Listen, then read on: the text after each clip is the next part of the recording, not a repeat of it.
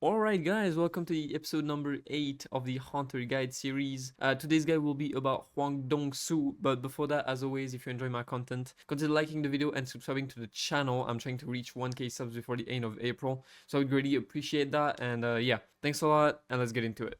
So, Dongsoo is currently the best wind DPS, very useful for high level gates that are weak to the wind attribute, honestly. He saved my ass quite a few times, if I'm being honest. His ability to remove shields is very valuable, I'm not gonna lie, and I feel like the community kinda shits on him regardless of his actual strength. It's probably because he needs dupes and pretty good gear to work well, but yeah, I feel like people are sleeping on him overall and that he's gonna get his moment to shine at some point. So for the kit, basic attack, nothing crazy, no effects. Same for the core attack, no effects. First skill, pretty good damage, not much MP consumption because you can use it 3 times. When the last attack of the combo hits, it knocks down the target. When this skill hits, it removes the target's shield. So that was what I was talking about when I said he removes shield. It's pretty cool, honestly. It's pretty cool against the Checkmate Kisa boss that there's a lot in gates, in high tier gates as well. So yeah, pretty good skill overall. And this one hits like a truck.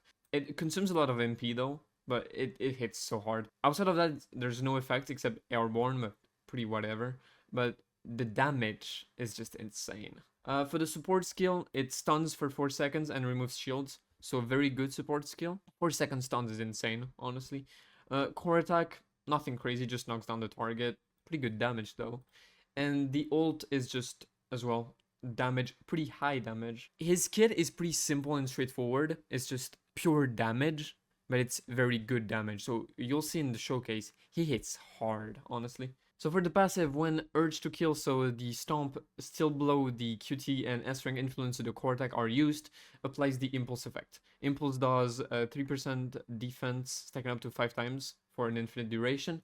And when you reach the maximum stack of impulse, you get impulsive revenge effect, which is increase the user's defense by 24%, creates a shield equal to 12% of the user's defense. When applying the effect for the first time, Greed Scavenger is enhanced, the damage is doubled, and the cooldown resets. There's a problem in the translation. It's not Greed Scavenger, it's just Scavenge, right? But it's the second skill we're talking about here. First dupe allows you to charge Scavenge up to tier 2, so 200%, and increase the damage by 100%. Dupe number 2 increases the user's defense by 5%. Dupe 3, each time you use Greed Scavenger, so Scavenge again, obtains the Madness effect. Madness is increase the user's defense and death pen by 4%, stacking up to 3 times for 6 seconds. Dupe 4 increases the user's merciless damage by 30%, so that's his ult. So increase your damage ult by 30%. And the last one, increase the user's merciless damage to be equal to 400% of the defense penetration stats.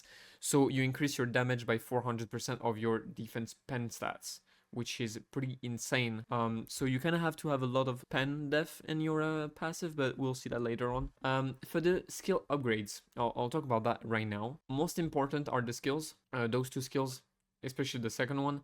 Then I would do the ult, obviously, and then core attack, QT skills, basic attack and support attack can be done at last. Let's check his weapons now. So Dongsoo's exclusive weapon, an open hand, the user's wind damage is increased by a certain percentage. Right here it's 5.5 since I have a dupe on it. Increases the user's basic skill damage by 3% when the impulsive revenge or madness effect are activated, stacking up to 6 times. So it increases his basic skill damage. So again, more damage on the basic skills. The second skill hits super hard if you have all the stacks, honestly. It's insane. So obviously, that's the best weapon for him. If you don't have it, I would suggest the Steel Axe, which increases the user's core attack damage by 24%. Or you could use the bow for extra critical hit damage. I like the axe though because it gives him defense, right? The others, not too good. I guess you could use the Steel Longsword too for elemental weakness damage. But outside of that, nothing too crazy. Let's check his gear. For his gear set, you can run 2 different armors and 2 different jewelry sets. I'll explain that.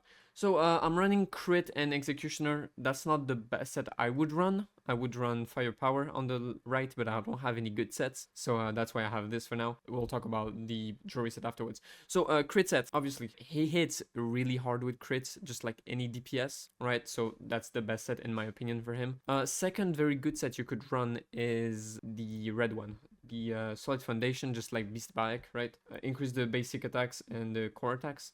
It's not as good. Beware of that. It's not as good because you don't use core attacks and basic attacks that much with him. But if you don't have a good crit set, that's a set you can use, right? I really don't encourage you to use that one. I would really use the crit one over anything. For the jewelry set though, Executioner is very good, just like on any hunter, honestly. But the best one, in my opinion, would be the very decent set. Extra damage in general, more MP consumption, but you don't use MP that much with him, and then less cooldowns, really good. Honestly, very decent set is probably the best one on him. But I have Executioner right now, and it works really well. Don't stress too much about that. It's still very good. For these substats, obviously you want additional defense, defense percentage, critical hit rate, and lastly you would want, I don't have any here, you want defense penetration. You want defense penetration only if you have him A5.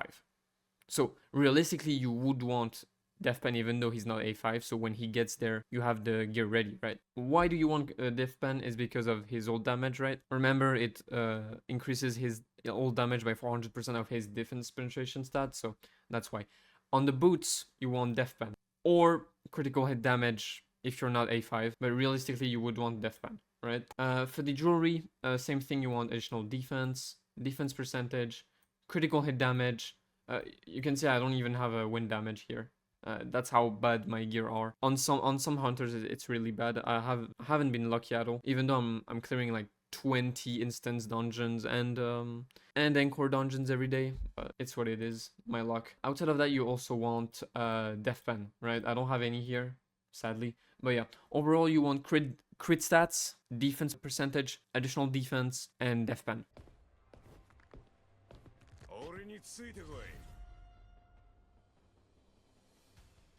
Alright, let me show you how the beast he is. I kid you not, he's really good. Like, I like him a lot. I used to shit on him. Now, I can say I'm a Dongsoo enjoyer. So as you can see, you can charge it up all the way up to 200% with the first dupe, which is pretty good, honestly. But yeah, the damages this guy does is just insane. Like you can see, like just one stomp is like 140 without crits. This one charged up all the way up is like 500k with crit. And it's without any stacks. Like I'm just playing the game right now.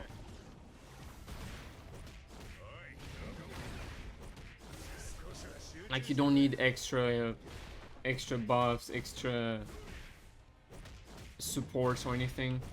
Like imagine what it would be with Min as a support. By the way, the Min video, if you missed it, was uploaded 2 days ago, because yesterday I didn't upload anything because I was studying. But yeah, as you can see, the damage are just insane. Damage on the ult also insane. 1.4 million casual. So yeah, that was the quick guide for Dongsoo, my goat, my new goat. Honestly, I like him a lot. I don't think people are ready to hear him being one of the best DPS in the game, but I'll get to that someday. Thanks a lot for watching. Again, if you enjoyed it, like and subscribe. I would greatly appreciate that. Let's get to 1k subs. I'll see you in my next one. See ya.